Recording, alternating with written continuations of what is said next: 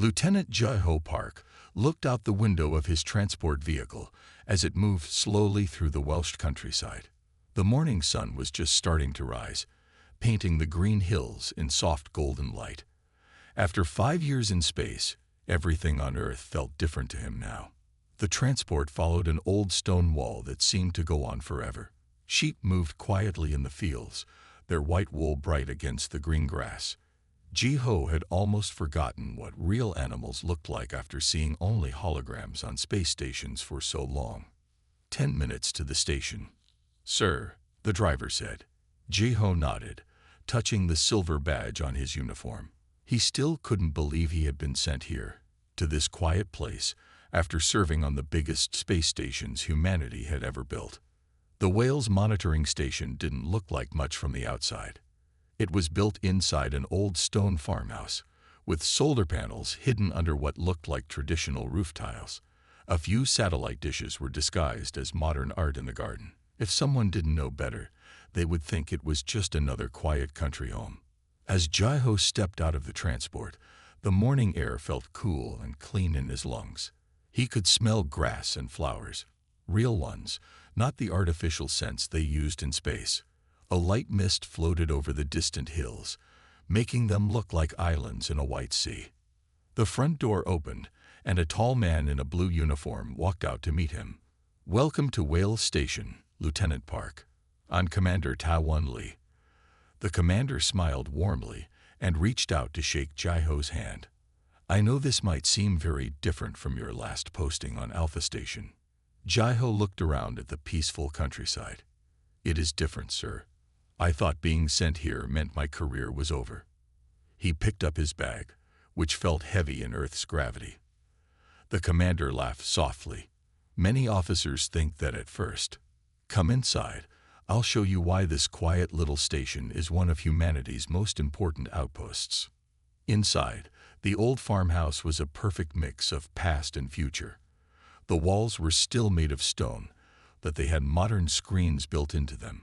The wooden floors were hundreds of years old, but they had sensors that could detect the smallest vibration in space. In the corner, a traditional Welsh love spoon hung next to a holographic display showing ships moving through the solar system.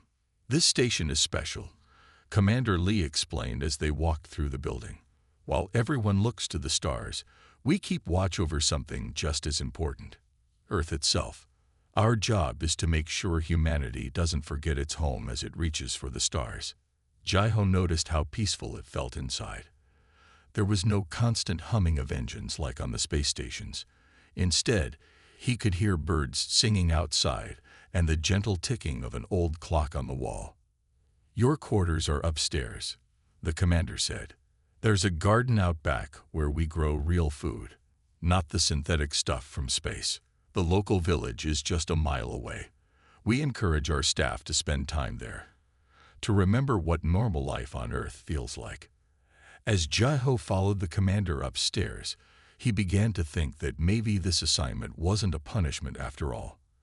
After years of rushing through space, living with constant noise and artificial everything, this quiet corner of Earth felt like stepping into a peaceful dream. The commander showed him to his room. It had a window that looked out over the hills, where the morning mist was slowly clearing. "Get some rest, Lieutenant.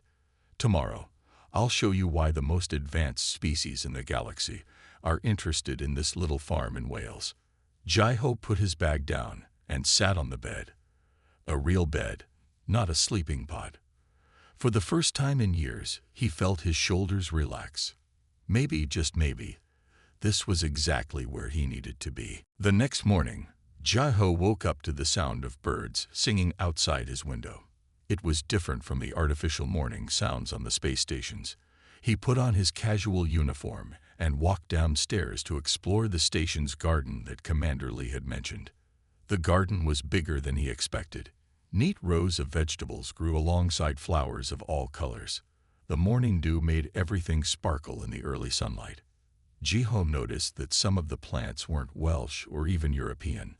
They were Korean vegetables and herbs. As he walked between the rows, he heard someone humming. Around the corner, near a patch of green onions, a woman was carefully tending to the plants. She wore simple work clothes and a wide-brimmed hat to protect her from the sun. "Good morning," she said, looking up with a friendly smile. "You must be the new lieutenant. I'm Hae Kim. My family takes care of the garden here." Jai-ho bowed slightly out of habit. "I'm Jeho Park. I didn't expect to find Korean vegetables in Wales." Hamnul stood up, brushing dirt from her hands. "My great-grandparents came here 60 years ago. They were part of the first wave of Korean scientists who helped build this station. They decided to stay and brought a piece of home with them." She picked up a basket full of fresh vegetables. "Would you like to learn about the garden? It's not just for food. It's part of why this station exists." Jai-ho nodded, and Hae-nul led him through the garden. She showed him how they grew both earth plants and some new varieties developed for other planets. "But we grow them the old way," she explained. "No growth accelerators, no genetic modifications. Just sun, soil, and patience." "Isn't that inefficient?" Jai-ho asked, thinking about the high-speed growing systems used in space. Hae-nul smiled and handed him a fresh tomato. "Try it." The tomato was warm from the sun. When Jai-ho bit into it, the flavor was better than anything he'd eaten in years. "This is incredible," he said. "That's why we do things the old way," Hae-nul explained. "The aliens who visit us, they can make food appear with just a thought. They can build worlds in days. But they come here to learn about something they've lost. The joy of watching things grow slowly, naturally." They walked to a small pond where lotus flowers floated on the surface. "My grandmother says that humanity's greatest strength isn't our technology," Hae-nul continued. "It's our ability to keep our old wisdom while reaching for the stars." A gentle breeze carried the scent of herbs and flowers. Jai-ho felt more at peace than he had in years. On the space stations, every minute was scheduled. Every action had a purpose. Here, time seemed to move differently. "Would you like to help in the garden?" Hae-nul asked. "Commander Lee encourages all station staff to spend time here. He says it helps us remember what we're protecting." Jai-ho looked at his clean uniform, then at the rich soil. After a moment's hesitation, he rolled up his sleeves. "Where do I start?" Hae-nul showed him how to carefully plant seedlings, explaining how each plant needed different care. As they worked, she told him stories about her family, about how they had helped build bridges between Earth's old ways and the new age of space travel. The morning passed quickly. By lunchtime, Jai-ho's hands were dirty, but his mind felt clearer than it had in years.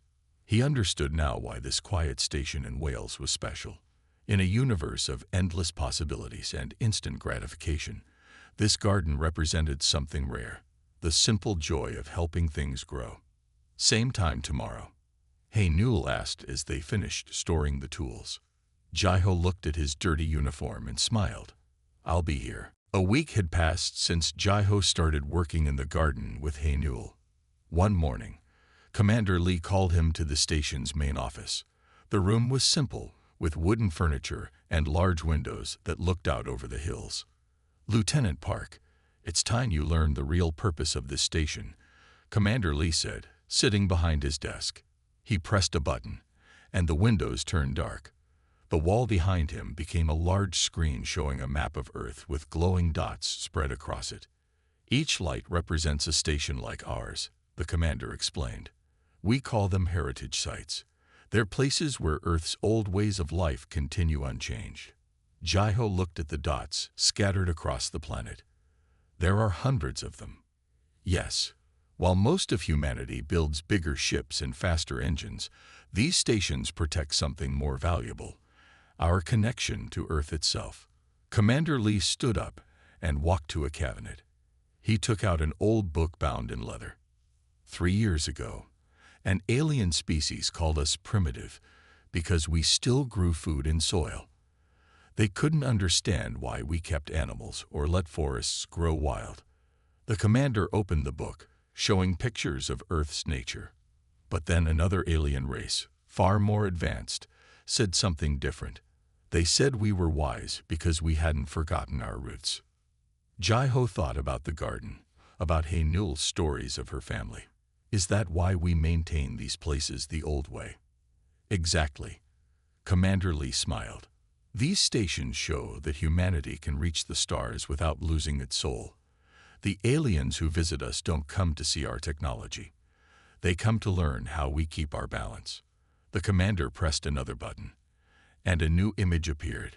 It showed different alien species visiting heritage sites around Earth. Some looked almost human, others were very different. But they all seemed fascinated by the simple things: farmers working in fields, children playing in gardens, old people telling stories. Your job here isn't just to monitor space traffic, Commander Lee said.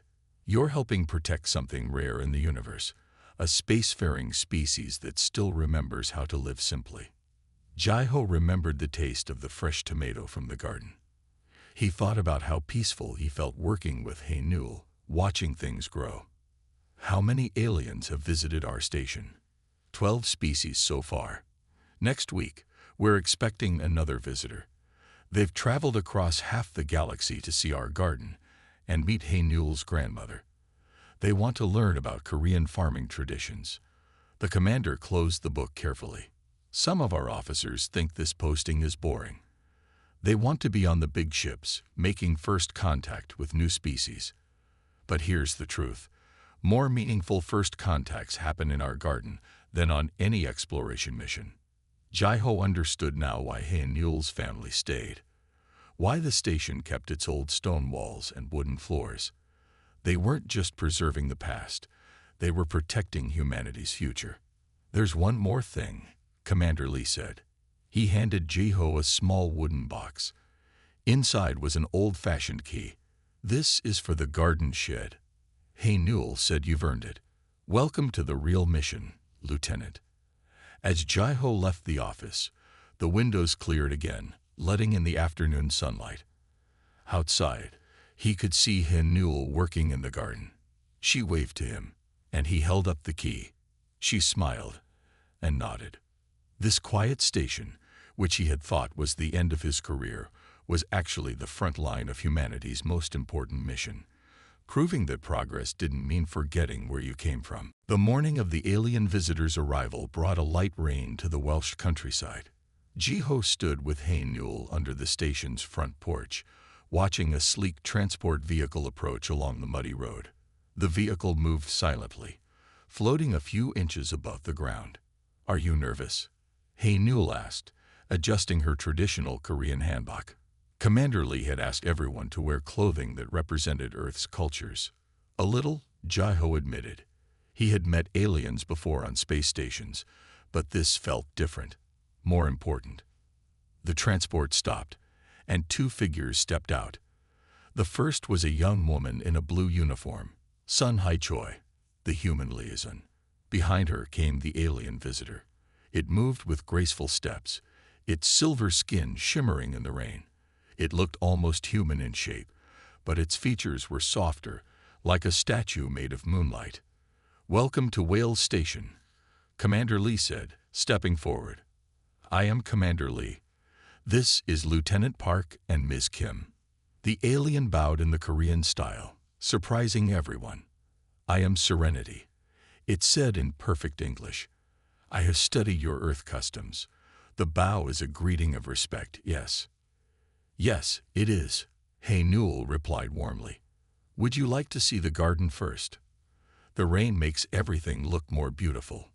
Serenity's eyes, which looked like swirling galaxies, brightened. On my world, we haven't seen rain in 10,000 years. Our technology controls all weather. May I feel it? Sun He nodded encouragingly, and Serenity stepped out into the rain. The alien held out its hands, watching the raindrops fall on its silvery skin. Remarkable, it whispered. Each drop is different, random, perfect. They walked through the garden, now lush and green from the spring rains. Serenity stopped to touch every plant, asking questions about how they grew. When they reached the herb section, the alien suddenly became very still. I smell something, it said. Something. Alive. Hanul picked a sprig of mint and offered it to their visitor.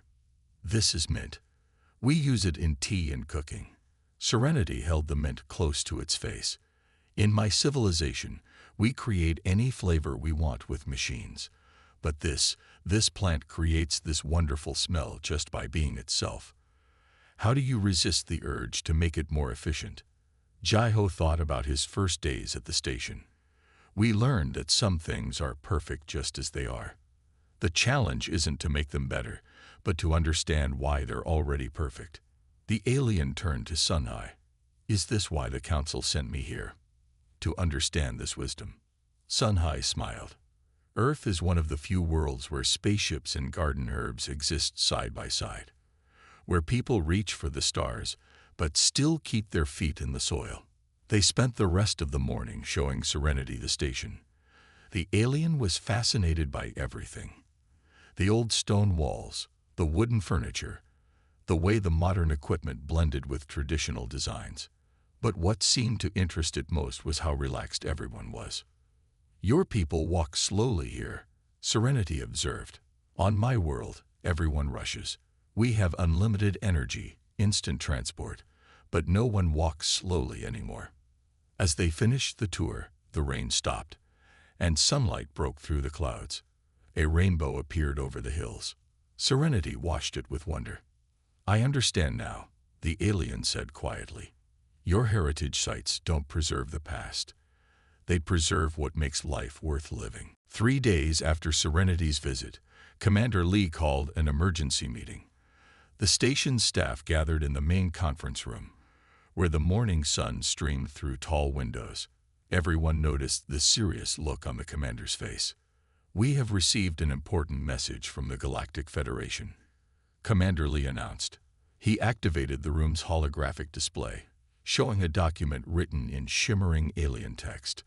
They want proof that Earth can maintain its heritage sites while continuing to advance in space technology. Our station has been chosen for their evaluation. Jaiho felt Hae-Nul tense beside him. What kind of proof do they need? She asked.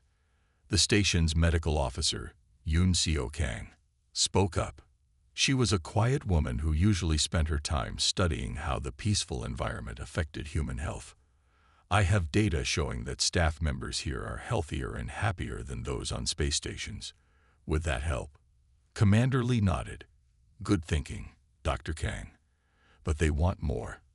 They want to understand how we balance the old and the new. I might have an idea, Jaiho said, thinking about his own experience. When I first arrived, I thought this place was behind the times. But now I understand that keeping things simple isn't the same as being backward. Hae-Nul touched the wooden table thoughtfully. We could show them our garden's computer system. It's advanced enough to monitor every plant, but we choose to tend them by hand. That's not because we can't automate it. It's because some things are worth doing the slow way. The room grew quiet as everyone thought about the challenge. Then Sunhai, who had stayed at the station after Serenity's visit, stood up. What if we show them a day in the life of the station? Not just the technology or the traditions, but how they work together. Commander Lee smiled for the first time that morning. Explain. We start with breakfast, Sunhee continued. We use replication technology to make our plates and utensils, but we cook real food from the garden. Our security systems are state-of-the-art, but they're hidden in hand-carved wooden panels.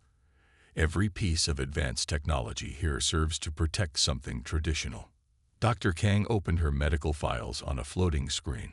My research shows that this balance helps people heal faster. When alien diplomats stay here, their stress levels drop significantly. Even species that don't need sleep say they feel more peaceful. Jaiho remembered something Serenity had said. The alien visitor told me they can create any flavor they want with machines, but they came here to taste mint grown in real soil. Maybe that's our proof. We're not choosing between progress and tradition. We're showing how they make each other better. Hae-Nul stood up and walked to the window. Outside, the morning mist was lifting from the hills. My grandmother always says that a garden grows best when old wisdom meets new knowledge. The Federation needs to see that Earth's heritage sites aren't museums. They're living proof that the future doesn't have to erase the past. Commander Lee looked around the room at his team. We have 1 week to prepare our presentation for the Federation. Dr. Kang, gather your medical data. Newell, work with your family to document your farming methods. Ho, I want you to write about your experience coming here from a space station. Sunhai, coordinate everything into a report. As the meeting ended, Ho stayed behind with Newell. They looked out at the station grounds, where ancient stone walls stood next to hidden force fields, and solar panels gleamed beneath traditional roof tiles. Do you think we can convince them? Newell asked. Ho watched a group of birds land on a high-tech sensor disguised as an old weather vane. We don't need to convince them, he said. We just need to show them what's already here. The evening sun cast long shadows across the valley as Newell led Ho to her grandmother's house. It was a traditional Korean hanok that somehow looked perfectly at home among the Welsh cottages. Min-ji, Newell's grandmother, was waiting for them in her garden. Welcome, Min-ji said, bowing slightly. She wore a simple hanbok and carried herself with quiet dignity. Newell tells me you need help understanding the old ways. Ho bowed deeply in respect. Yes, grandmother. We must show the Galactic Federation why Earth's traditions matter. Min-ji gestured for them to sit on cushions beneath an old apple tree. The scent of evening flowers filled the air, and somewhere in the distance, a sheep bell rang softly. When I first came to Wales, Min-ji began, pouring tea into simple clay cups. I thought our Korean traditions would feel out of place. But then I learned something interesting from the local Welsh grandmothers. She handed them each a cup of tea. The warmth spread through Ho's hands as he listened. They told me stories about their Tylwyth Teg, their fairy folk. These creatures lived between the ordinary world and the magical one, just like how our Korean Dokkaebi were spirits that connected the earth to the heavens. Min-ji smiled. Different cultures, same wisdom. Newell leaned forward. What do you mean, grandmother? All across Earth, our ancestors understood that life needs balance. The Welsh people built stone circles to mark the stars, just as Korean astronomers built observatories. They knew we needed both heaven and earth. Min-ji pointed to her garden. Look at my herbs. Korean mugwort grows next to Welsh sage. They help each other grow stronger. Ho thought about the station's mission, like how we use advanced technology to protect traditional ways of life. Exactly. Min-ji stood and walked to a small pond in her garden. See these lotus flowers? In Korean tradition, the lotus represents rising above difficulties while staying connected to your roots. The Welsh people have a similar saying. The oak tree remembers its acorn. She picked up a smooth stone from beside the pond. The Welsh built walls with stones fitted so perfectly they didn't need mortar. Koreans built palaces that stayed cool in summer and warm in winter without any modern technology. These weren't primitive methods. They were sophisticated solutions that worked with nature instead of trying to control it. As the evening grew darker, Min-ji lit traditional paper lanterns. Their soft light mixed with the glow of the station's hidden security field in the distance. The Federation thinks we must choose between progress and tradition, Min-ji said. But Earth's greatest strength is that we refuse to choose. We keep both. Like this lantern, it uses an electric bulb, but the paper shade was made the same way my grandmother taught me. New light, old wisdom. Ho watched moths dance around the lanterns. How do we explain this to beings who have forgotten their own traditions? Min-ji reached into her sleeve and pulled out an old book. Tomorrow, I will show you our family recipes. They are written in my great-grandmother's hand, but with notes added by each generation. Every new discovery, every improvement, written alongside the original wisdom. She handed the book to Newell. This is what Earth offers the galaxy, not just our technology or our traditions, but the living proof that they can grow together, like flowers in the same garden. As they walked back to the station under the stars, Jeho understood. Earth's heritage sites weren't just preserving the past.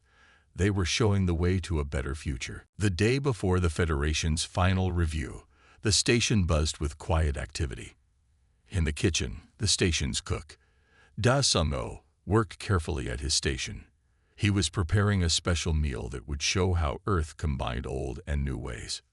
Jeho watched as Dae-sung used a modern food scanner to check the rightness of traditional Korean pears. Even something as simple as cooking tells our story, Dae-sung explained, slicing the pear with practiced skill. These pears were grown in our garden, but I use new tools to make sure they're perfect for serving. The kitchen itself showed this balance. Modern stainless steel counters stood next to a traditional wood-burning stove. Advanced temperature controls helped Dae-sung maintain the perfect heat for slowly simmering stock the traditional way. "Taste this," Dae-sung said, offering Jeho a spoon of soup. The vegetables came from Hae-nyul's garden. The broth has been cooking for 12 hours, just like my grandfather taught me. But see that screen? He pointed to a small display. It monitors the nutrients, making sure we preserve every bit of goodness. As they worked, Commander Lee entered the kitchen with Dr. Kang. The medical officer carried a tablet showing her latest research results. "The Federation representatives are impressed by our health data," Dr. Kang said, her voice quiet but pleased. They didn't expect to find that people living with older technologies could be healthier than those with the most advanced medical systems. Commander Lee nodded. But now they want to observe a normal day of the station. They want to see if we truly live the way we claim. Jeho thought about his own journey. "When I first came here, I thought everything was too slow, too old-fashioned. Now I understand that doing things the traditional way doesn't mean refusing progress. It means knowing which things shouldn't be rushed." Hae-nyul arrived carrying fresh herbs from the garden. The morning dew still clung to the leaves. "Grandmother says we should serve her special tea to the Federation representatives. She says sometimes the smallest things carry the biggest messages." The day passed peacefully as everyone prepared. Sun Hai organized the station's records, showing how they used advanced technology to protect and support traditional ways of life. Dr. Kang prepared her medical bay, where ancient healing herbs grew next to modern medical scanners. As evening approached, Jeho walked through the station. In every room, he saw what he had missed when he first arrived. The station wasn't stuck between past and future. It was building a bridge between them. In the communications room, operators used quantum computers while sitting on cushions woven by local craftspeople. In the security center, officers monitored space traffic on advanced screens housed in frames carved from Welsh oak. Later that night, Jeho found Hae-nyul in the garden. She was lighting traditional paper lanterns, their soft glow mixing with the station's modern lights. "Do you think we're ready?" she asked. Jeho looked up at the stars. Somewhere up there, Federation ships were watching Earth, trying to decide if humans had found the right balance between progress and tradition. "We don't need to pretend or prepare," he said. "We just need to be ourselves. That's what makes Earth special. We're not perfect at keeping the balance, but we never stop trying." A soft evening breeze carried the scent of Hae-nyul's grandmother's tea and Dae-sung's cooking through the garden. Tomorrow would bring the Federation's decision. But tonight, the station was exactly what it was meant to be, a place where past and future lived in harmony. The morning of the Federation's decision dawned clear and bright. Mist rose from the Welsh valleys as the station staff gathered in the main hall. The room looked its best, with morning sunlight streaming through the windows onto the polished wooden floors. 3 Federation representatives stood at the front of the room. Their silver robes shimmered as they moved. Serenity, who had become Earth's strongest supporter, stood with them. Commander Lee and his team waited quietly for their announcement. The lead representative stepped forward. Her voice was gentle but carried throughout the room. "We have spent much time studying Earth's heritage sites, particularly this station. What we found here was unexpected." Jeho felt Hae-nyul's hand slip into his. They had worked so hard to show the Federation why Earth's way was valuable. Many species choose either tradition or progress, the representative continued. They either keep their old ways and fall behind, or embrace the new and forget their roots.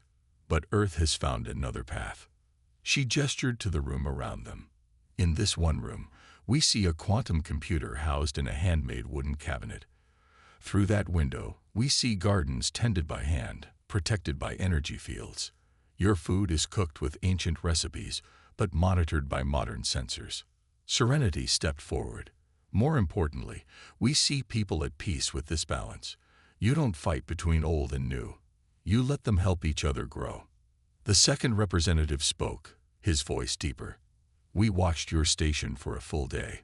We saw Officer Park start his morning with meditation, then work at the most advanced sensor station on Earth. We saw Dr. Kang use traditional herbs alongside modern medicine. We observed Cook prepare meals that honor tradition while using new tools to make them better. The third representative raised her hands. The Federation has made its decision. Earth's heritage sites will become a model for other worlds. We will send students here to learn your way of balance. Commander Lee bowed slightly. We are honored. But may I ask why our small station was chosen? The lead representative smiled. Because here, more than anywhere else we visited, the balance feels natural. You don't maintain traditions just to preserve them. You keep them because they still have value. And you don't use technology just because it's new. You use it to protect and enhance what matters most. After the Federation members left, the station staff celebrated quietly in the garden. Minji served her special tea, while Dae-sung brought out food that combined Korean, Welsh, and modern influences. The afternoon sun made everything glow with a peaceful light. Jae-ho sat with Hae-nul under the apple tree, where her grandmother had taught them about wisdom. I've decided to extend my posting here, he said. Space stations are exciting, but I think this is where I can do the most good. Hae-nul smiled. The Federation said they're sending students. They'll need someone who understands both worlds to help teach them. Later that evening, Jae-ho wrote in his personal log, When I first came to this quiet station in Wales, I thought I was stepping into the past. Now I know I was actually seeing the future. Not a future where we throw away our heritage for progress, but one where we learn to let them strengthen each other. Like the mist on these hills every morning, some things are perfect exactly as they are. As night fell, the station's lights came on softly, blending with the stars above.